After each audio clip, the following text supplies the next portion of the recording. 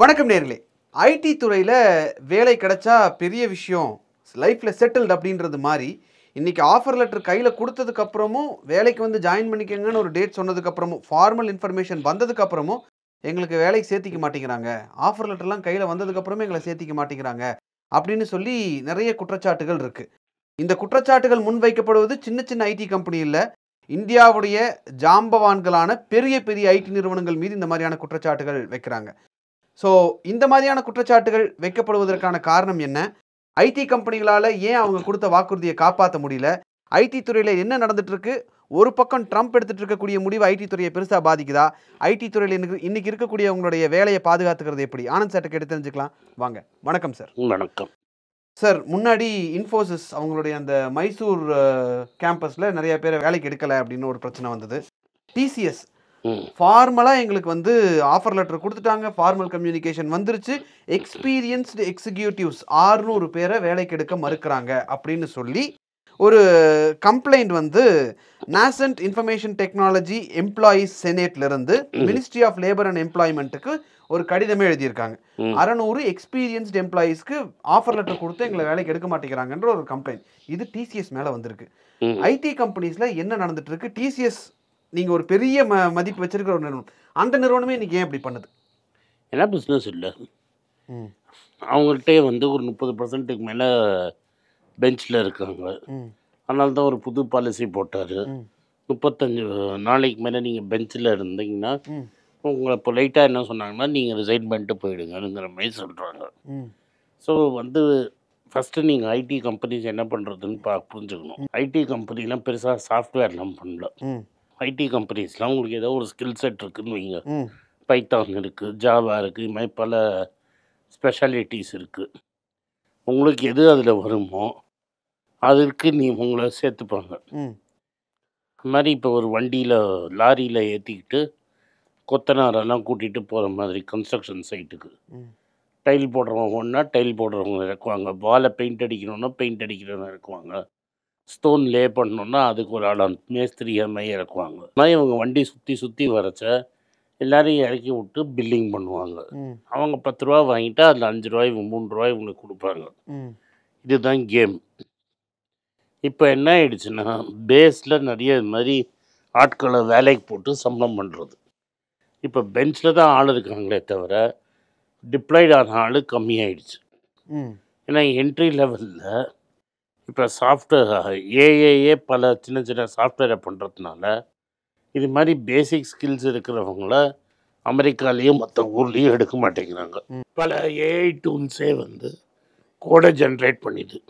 Google என்ன சொல்கிறாங்கன்னா அவங்களோட சாஃப்ட்வேரில் 25-30% ஏஐ வச்சு எழுதுகிறாங்க. அதனால் ஆட்கள் தேவைப்படுறது கம்மியாக இருக்குது. ஆட்கள் தேவை கம்மின்னு ஒன்று, இவங்ககிட்ட இருக்கிற ஆளுக்கே வேலை இல்லாத போது ஐடி கம்பெனிஸ் எப்படி ஆளை புதுசாக எடுப்பாங்க? எடுக்கலை. ஒரு தேவையோ இருக்குமோ அப்படின்னு எடுத்து வச்சவங்கள இப்போ டிலே பண்ணுறாங்கங்கிறது தான் நம்மளை புரிஞ்சுக்கணும். ஓகே சார், தேவையாக இருக்குமோ அப்படின்னு ஆட்களை எடுத்து வைக்கிறாங்க. அப்போ இருந்த தேவை இப்போ ஏன் தேவையில்லாமல் போயிடுச்சு? உலக அளவில் அது என்ன நடந்துட்டுருக்கு? சரி, ஒன்று ஏஐ நான் எக்ஸ்பிளைன் பண்ண மாதிரி, ரெண்டாவது ட்ரம்ப் அடிக்கிற பூத்தில் டேரிஃப் அன்சர்டனிட்டிஸுங்கிறது அமெரிக்காவை ரொம்ப படுத்துது, குளோபல் வேர்ல்டை படுத்துது. அதனால் இன்றைக்கி ஒரே ஒரு டீல் தான் நடந்திருக்கு. மெயினாக ஜப்பானுக்கும் அமெரிக்காவுக்கும் நடுவில் ஒரு டீல். அது வந்து ஓரளவு வந்து ஃபேவரபுளாக ஜப்பானுக்கு போயிடுச்சு. ஸோ இப்போ ஜப்பானில் அந்த அன்சர்டனிட்டி ஓவர். ஸோ இது மாதிரி டீல் சைன் பண்ணுறதுங்கிறது அவர் வந்து சின்ன சின்ன நாட்டோட கூட டீல் சைன் பண்ணிட்டு இருக்காரு. இது அமெரிக்காவையும் டெஃபினட்டாக இம்பேக்ட் பண்ணும் அப்படின்னு எதிர்பார்க்குறாங்க. நீங்கள் அங்கே ரெக்ரூட் பண்ணுற ஐடி கம்பெனிஸ் அவன் அந்த சர்வீசஸை அவன் அப்சர்வ் பண்ணல, அவன் அடுத்த ஆளுக்கு ட்ரான்ஸ்ஃபர் பண்ணுறான். ரீட்டெயில் இப்போ ஒரு பேங்க் வந்து ஒரு கம்பெனி கொடுக்குது, அந்த கம்பெனி இந்தியாவில் அவுட் சோர்ஸ் பண்ணுது. இப்போ அவங்களே ஆஃபீஸ் வச்சு அவுட் சோர்ஸ் பண்ணிகிட்ருக்காங்க. ஸோ இப்போ அந்த பேங்க்கே வேலை கொடுக்கலன்னா இந்த அவுட் சோர்ஸ் பண்ணுற கம்பெனி எங்கேருந்து ஆளு கொண்டு போய் வைப்பாங்க? So banking, BFSI, retail, communications இவங்கெல்லாம் என்னென்னா ஆட்களை கம்மி பண்ண சொல்கிறாங்க. எங்களுக்கு இவ்வளோ ஆள் தேவையில்லைங்கிறாங்க. ஸோ இருக்கிற ஆளே பெஞ்சுக்கு வரான். அந்த பெஞ்சுக்கு பதிலாக இப்போ நீங்கள் வெளியிலேருந்து ஆள் கொண்டு வந்தீங்கன்னா பெரிய ப்ராப்ளம் ஆகிடும். சார் இப்போ டிமாண்ட் இல்லை பேசிக்லி. ஓகே, பெஞ்சுக்கு வர்றதுன்னா என்னது சார்? அது எப்படி ஒர்க் ஆகும்? பெஞ்சுனா இப்போ உங்கள் மேலே ஒரு ப்ராஜெக்டை நீங்கள் ஒர்க் பண்ணிகிட்ருக்கீங்க. ப்ராஜெக்ட் முடிஞ்சிருச்சு, கிளைண்ட் இனிமேல் எனக்கு தேவையில்லை ஆளுன்னு சொல்லிட்டா நீங்கள் பெஞ்சுக்கு போயிட்டு இன்னொரு அதே ஏரியாவில் ஒரு ப்ராஜெக்டை தேடி அங்கே போகணும். பட் இப்போ என்னென்னா ப்ராஜெக்டே இல்லை, அதனால் சில ஸ்கில் செட்ஸ் இருக்கிறவங்க இந்த பெஞ்சில் அக்யூமுலேட் ஆகிறாங்க ஒரு அளவுக்கு மேலே. அவங்க ரீஸ்கில் பண்ணி வேறு எதாவது டிவிஷன் தாவினா பரவாயில்ல, அவங்களால ஸ்கில் செட்டை மாற்றிக்கிட்டு வேறு டிவிஷனுக்கு மாற்ற முடியல. அதை தான் கம்ப்ளைண்ட் பண்ணுறாங்க அந்த ஆர்டிக்கலில் நீங்கள் சொன்னதில். So they are not willing to pivot. எனக்கு ஆளும் கிடைக்க மாட்டேங்கிறான். அண்ட் என்னாலேயுமே business analyst and artificial intelligence வச்சு என்னோடய வேலையை பேசிக்காக பண்ண முடியுது. ஸோ இதில் ஓவராலாக ஆட்களை குறைக்கிறத தவிர வேறு வழி கிடையாது. இப்போ பெஞ்சில் இருந்தால் அவங்களுக்கு சேலரி அப்படின்றது எந்த மாதிரி சார்? முன்னாடி ஒர்க் பண்ணிட்டு இருந்த அதே சேலரி கொடுப்பாங்களா இல்லை? இதில் சேலரிங்கிறது டிசிஎஸில் கம்மி, அதை கொடுத்துருவாங்க. எதில் கை வைப்பாங்கன்னா உங்களுக்கு போனஸ்ஸு, லிவிங் அலவன்ஸு இதிலெல்லாம் கை வச்சிருவாங்க. ஓகே. இப்போ இருக்கக்கூடிய சுச்சுவேஷனில் இப்போ அக்சென்சரே கொஞ்ச நாளைக்கு முன்னாடி சொன்னப்போ ட்ரம்ப் எடுக்கக்கூடிய இந்த முடிவுகள் எல்லாம் எங்களுடைய ரெவென்யூவில் பெரிய அளவில் பாதிப்பு வரும் அப்படின்றத அதே தான் இது முன்னாடியே சொல்லியிருந்தாங்க. முன்னாடியே சொல்லிகிட்டு இருக்காங்க. இவங்கெல்லாம் என்ன பண்ணுறாங்கன்னா அந்த ஸ்லம்ப் ஆகிறதுக்கு முன்னாடியே இவங்க அட்ஜஸ்ட் பண்ணுறாங்க எல்லாத்தையும். நம்பர் ஆஃப் பீப்புள், பாலிசி, இது எல்லாத்தையும் அட்ஜஸ்ட் பண்ணுறதுக்கு இவங்களை யூஸ் பண்ணிக்கிறாங்க. இதை காரணத்தை காட்டி யூஸ் பண்ணிக்கிறாங்க. ஸோ இதுக்கப்புறம் பெரிய பிரச்சனை வரக்கூடும் அப்படின்றதுனால அதுக்கு முன்னாடியே எடுக்கக்கூடிய ஒரு சில அட்ஜஸ்ட்மெண்ட்ஸ் தான் இதெல்லாம். அந்த முன்னாடியே இப்போ மழை கொட்ட போகுது, நம்ம ஏரியாலாம் ஃப்ளட் ஆக போகிறதுன்னு தெரிஞ்சு ஃப்ளட் ஆகிறதுக்கு முன்னாடியே ஸ்டெப்ஸ் எடுக்கிறது தான் இப்போ இவங்க பண்ணுறது. அப்போ சொன்ன மாதிரி அடுத்தடுத்து வரக்கூடிய நாட்களில் வேலை செஞ்சுட்டு இருக்கிறவங்க, இப்போ வேலையில் இருக்கிறவங்களுக்கும் அது பெரிய பாதிப்பு டெஃபினட்டாக பாதிப்பு கொண்டு வரும். டெஃபினட்டாக கொண்டு வரும். சொல்லிட்டீங்க கொண்டு வரும்னா உண்மையை தானே சொல்லணும், போய் சொல்லி எனக்கு என்ன யூஸ்? பாதிப்பு நிச்சயமாக வரும். ஏன்னா ஐடி செக்டாருக்குள்ளே போயிட்டா நான் செட்டில்டுன்ற ஒரு மைண்ட் செட் இருக்குல்ல சார் எல்லாருக்கும். சார் இப்போ ஒரு ஆப் டெவலப் பண்ணணுன்னு வைங்க, 2 பிஸ்னஸ் அனலிஸ்ட் சேர்ந்துக்கிட்டு கம்ப்யூட்டர் ப்ரோக்ராமர் சொல்லி தே ஆர் பீசிங் டுகெதர் வித்தின் 6 மாதம்லாம் விடுங்க, 2 மாதத்தில் ரெடி ஆகிடும். முன்ன மாதிரி இல்லை, முன்ன மாதிரி ஆட்களும் தேவையில்லை, டைமும் ஷார்டன் ஆகிடுச்சு. ஸோ இவங்களால சில ஹைலி எக்ஸ்பீரியன்ஸ்டு பீப்புளுக்கு ஒரு சர்டன் ஸ்மால் செக்டர் தான் இருக்கும், அந்த எக்ஸ்பீரியன்ஸில் தான் அவங்க ஒர்க் பண்ண முடியும். ஓகே. இதுக்கு இப்போ பிரச்சனை அப்படிங்கிறது பெஞ்சில் இருக்கிறவங்க அப்ஸ்கில் பண்ணவும் மாட்டேங்கிறாங்க, ஒரு இடத்துல இருந்து இன்னொரு இடத்துக்கு பைவட் ஆகவும் மாட்டேங்கிறாங்கன்றது தான் பெரிய பிரச்சனை. எஸ், இதுதான் பெரிய பிரச்சனை. ஓகே. பட் இப்போ ஒர்க் ஃப்ரம் ஹோமில் தான் நிறைய பேர் இருக்காங்க சார். ஐடி கம்பெனிஸை பொறுத்த வரைக்கும் பொதுவாகவே ஒர்க் ஃப்ரம் ஹோமில் இருக்கிறவங்கள தான் பார்க்க முடியும். பெரிய கார்பரேட்டில் இப்போ டிசிஎஸ்லாம் ஒர்க் ஃப்ரம் ஹோம் வாங்குறது ரொம்ப கஷ்டம். ஏன்னா அவங்க ஆல்ரெடி இன்ஃப்ராஸ்ட்ரக்சர்லாம் இன்வெஸ்ட் பண்ணிட்டாங்க. புதுசாக வர பிளேயர்ஸ் எல்லாருமே ஒர்க் ஃப்ரம் ஹோமை என்கரேஜ் பண்ணுறாங்க. ஓகே. அதனால தான் காக்னிசன்ட் அவங்களுடைய சென்னை இதை கூட காக்னிசன்ட் அவங்களோட பல இம்பார்ட்டன்ட் பில்டிங்ஸை சேல் பண்ணிட்டாங்க. ஓகே. ஸோ அவங்க ஒர்க் ஃப்ரம் ஹோம் அப்படின்ற ஒரு விஷயத்தை என்கரேஜ் பண்ணுறாங்க ஒரு சில நிறுவனங்கள். எனக்கு தெரியாது, பட் இந்தியாவில் என்கரேஜ்மெண்ட் கிடையாது, அமெரிக்காவில் என்கரேஜ் பண்ணுறாங்க. அமெரிக்காவில் என்ன ஆயிடுச்சுன்னா மைக்ரோசாஃப்டோட ஒரு சிஸ்டம் சாஃப்ட்வேர் இருக்குது, அதை சைனீஸ் ஹேக்கர்ஸ் பெனட்ரேட் பண்ணிட்டாங்கன்னு ஓகே இவங்க சொல்கிறாங்க. தட் இஸ் தி சாஃப்ட்வேர் ப்ரொவைடரே சொல்லிட்டாங்க. And Microsoft is struggling with it. Okay. இப்போது ஐடி கம்பெனியில் நான் மாதம் ஒரு 3 லட்ச ரூபா சம்பாரிச்சிட்டு இருக்கேன் சார். இனி அடுத்தது ரெசெஷன் அப்படிங்கிறதுக்கான டாக்ஸ் தொடர்ந்து போயிட்டே இருக்குது.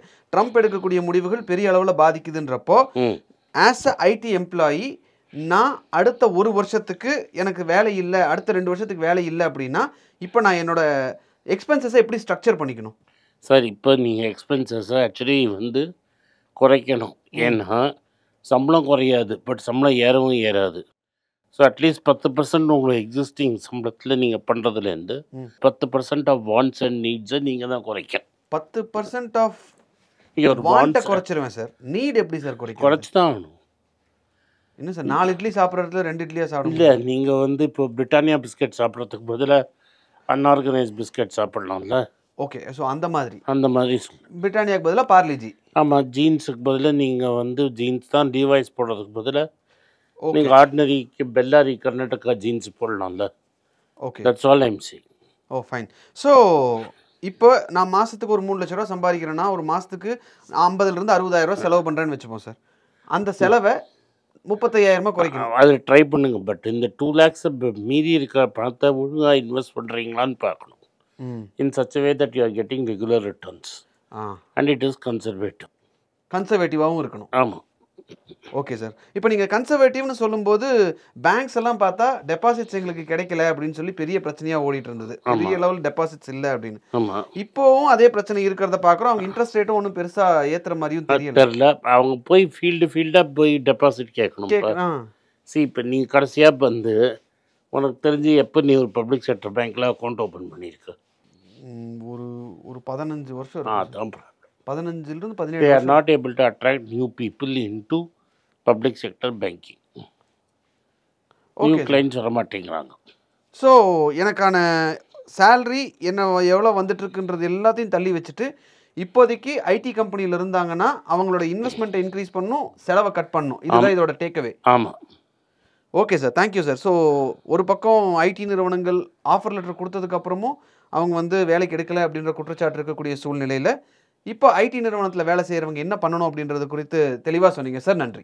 நன்றி. வணக்கம். வணக்கம். எனக்கு ஒரு விஷயத்தை அட்டென்ஷனுக்கு கொண்டு வந்திருக்காங்க. என்னோட ஏஐ ஜென்ரேட்டட் இமேஜை பார்த்து யாரோ ட்ரேடிங்க்கு பணம் கொடுத்து ஏமாந்துருக்காங்க. ப்ளீஸ், உங்களுக்கு நான் பல தடவை சொல்லிட்டேன், இப்பவும் சொல்கிறேன், நான் யார்கிட்டையும் பணம் டைரெக்டாக வாங்குறது இல்லை, அப்பாயின்மெண்ட் பார்க்குறதே கிடையாது. அதனால் என்னை பார்க்கலான்னு யாராவது காசு கேட்டாலும் இல்லைன்னு சொல்லிவிடுங்க. அடுத்தது ஒரு இமெயில் ஐடி இருக்குது, அதில் போட்டால் எங்கள் டீம் கான்டாக்ட் பண்ணுவாங்க. அது டைம் ஆகுதுன்னா வினோதோட இன்ஸ்டாகிராம் அக்கௌண்ட்டில் வினோத்திட்ட மெசேஜ் பண்ணுங்க. அவன் என் தம்பி, அதுலேயும் அவன் காசு கேட்க மாட்டான். காசு கேட்குறாங்கன்னா ஏமாறுறீங்க. யார் என்ன சொன்னாலும் கம்பெனிக்கு செபி அல்லது ஐஆர்டிஏ அல்லது ஆர்பிஐ ரெஜிஸ்ட்ரேஷன் இருக்கணும். இந்த 3 ரெஜிஸ்ட்ரேஷன் ஏதாவது இருந்தால் தான் உங்களோட பணத்தை நீங்கள் கொடுக்கணும். நீங்கள் இன்கேஸ் ஆஃப் இன்சூரன்ஸ் டைரெக்டாக இன்சூரன்ஸ் கம்பெனிக்கு தான் கொடுக்கணும். இன்கேஸ் ஆஃப் ட்ரேடிங் நீங்களே புரோக்கர்கிட்ட போட்டு ட்ரேட் பண்ணணும். மியூச்சுவல் ஃபண்டும் கம்பெனிக்கு தான் கொடுக்கணும். த்ரூ எக்ஸ்சேஞ்சு நீங்கள் வாங்கிக்கலாம். இதெல்லாம் எதுக்கு நான் உங்களுக்கு சொல்கிறேன்னா, யாரையாவது சொல்கிறாங்கன்னு நம்பி ஏமாறாதீங்க. உங்களுக்காக நான் ட்ரேட் பண்ண முடியாது, அது இல்லீகல். நான் ட்ரேடும் பண்ணுறது கிடையாது.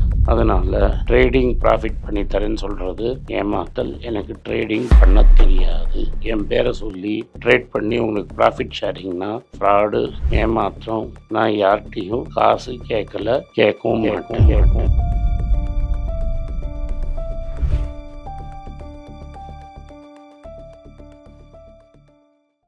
வணக்கம். இது ஆனந்த் ஸ்ரீனிவாசன். இது என்னோட பர்சனல் சேனல். மணி பேச்சுக்கு தனியாக ஒரு சேனல் இருக்குது, அது டெலிகிராஃப் சேனல். இது என்னோட பர்சனல் சேனல். நான் என்ன நினைக்கிறேன், நான் வந்து தத்துவ பேச்சை பற்றி என்ன பேசுகிறேன், நான் வந்து பொருளாதாரத்தை பற்றி என்ன நினைக்கிறேன், ஜென்ரல் பொருளாதாரத்தை பற்றி நினைக்கிறேன், என் ஐடியாலஜியை பற்றி நான் என்ன நினைக்கிறேன், என்னோடய ஃபிலாசபி, என்னோட நம்பிக்கை, ரமண மகரிஷி, சார்லி மங்கர் பற்றிலாம் என்ன நினைக்கிறேன்னு இதில் பேசுவேன். இதில் வீடியோ அப்டேட் அப்பப்போ வரும். நீங்கள் சப்ஸ்கிரைப் பண்ணிங்கன்னா என்ன நீங்கள் பர்சனலாக ஃபாலோ பண்ணுறீங்க. இது மணி பேச்சு இல்லை, இது இன்வெஸ்ட்மெண்ட் இல்லை.